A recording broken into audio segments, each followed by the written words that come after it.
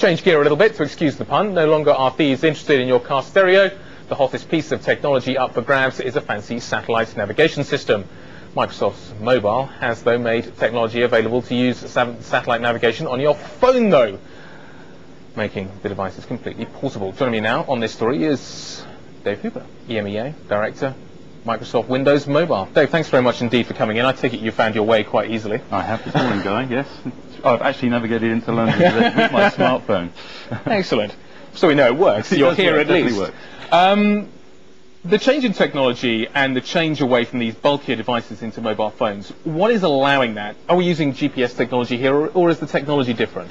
Well, it's quite exciting in this holiday season. There's just literally 200,000 additional cars on the motorways and over 1 million in France. Yeah. So you're seeing a whole demand for new navigation solutions to reduce the stress, which is relevant in navigation. And the beauty of these systems now is because of convergence, they're getting smaller and smaller and more portable.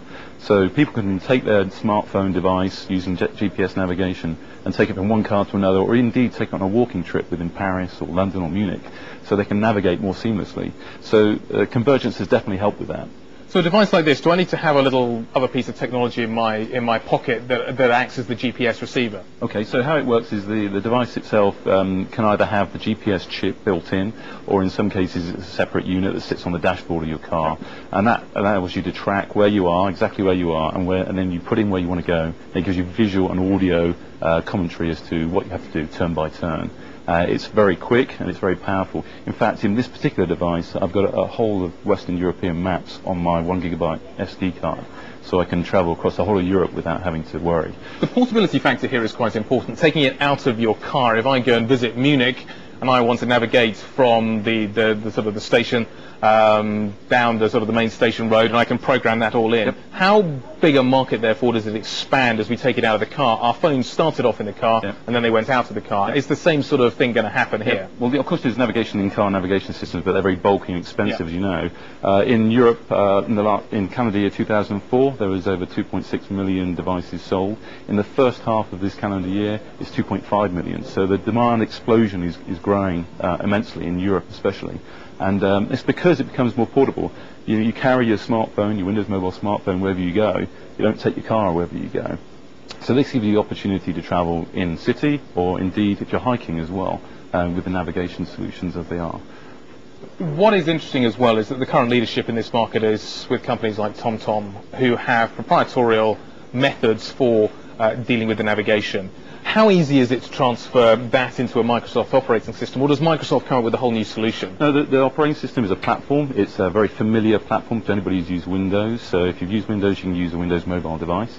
It then gives you the opportunity to load these applications up and use them wherever you go. So, for example, I use my Windows Mobile smartphone not just for navigation, but also get my emails, my calendar, my contacts over the air. So it's for the mobile knowledge professional, the person who wants more than just to make a phone call or send the odd SMS. Microsoft has struggled thus far to fully leverage the advantage that Windows has into the mobile space. As we get greater convergence between music, between navigation devices, between operating systems, does it become easier, therefore, for a platform such as Windows to leverage its advantage? Absolutely. I mean, obviously with messaging, Microsoft's a leading partner in the messaging space. We're leveraging that in the Windows Mobile platform by giving people access to their email and calendar on the move, seamlessly pushed to their device. You see the opportunity for a whole host of applications suite. So if we focus, we are focusing very much on the knowledge professional, people like you and I. We're giving them the information they need when they need it. I'm not sure either of those apply to me, but anyway. Let's talk a little bit about what happens next. We are seeing convergence coming in. What seems to be driving this is one thing, and that is greater allowance of memory within some of these devices. The use of flash memory, we're getting up to 5 gig now, is beginning to turn these from being mobile phones into portable PCs. Absolutely. How does that evolution move on? Well, it's moving on because it's all about the software. The software can take advantage of that type of technology. So 4 gigs, like you say, on your storage, or an integrated GPS for navigation, or indeed other applications and services. So you could imagine in the future, potentially, that your diary warns you that you have to leave your meeting because it's already checked the traffic. It knows that you're going to be late, so it will automatically tell you that. Because it's a familiar interface for Windows, people are used to using Windows in multiple ways. They can use it on the smartphone. The biggest constraints I find with pieces of technology such as this is the battery. these kinds of applications and also the technology which is required to go with them are hugely power consumptive. Do we need to reduce the power, or do we need to increase batteries? Well, with Windows Mobile, it's smart enough to consume only the battery it needs when it needs it. So the battery life for this particular smartphone is as good as any other phone, from my own personal experience and also from tests.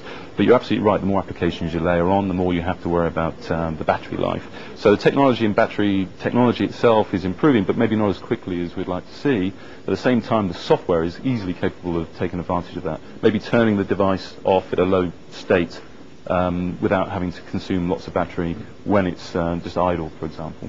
It's been great talking with you, and I assume you'll be able to find your way home perfectly adequately. Thank you. Dave Hooper, EMEA Director, Microsoft Windows Mobile. All this week.